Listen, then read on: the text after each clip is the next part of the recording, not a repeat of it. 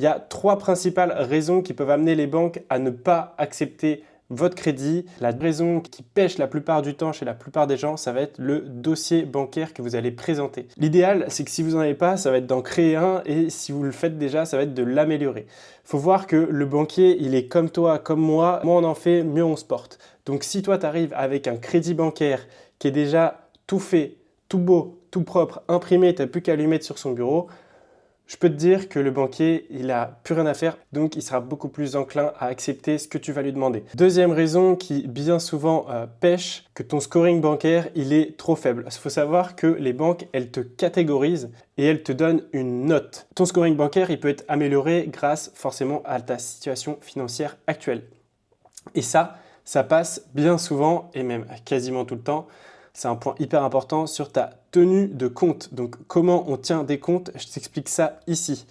Dans un Google Doc que pareil, je donne à mes élèves normalement, je te donne accès, tu pourras le télécharger dans la description. Si ce n'est pas ton scoring bancaire et ton dossier qui pêche, c'est que tu es au-dessus de la barre des 35%. Bien sûr, si on est au-dessus de ces 35%, il y a 2 solutions. Soit on demande un crédit plus faible, soit encore une fois, on en revient au même, on crée ou on améliore notre dossier. Donc si c'est du locatif, on rentre les loyers, etc. Ou encore une fois, on améliore notre scoring bancaire et notre situation financière. On augmente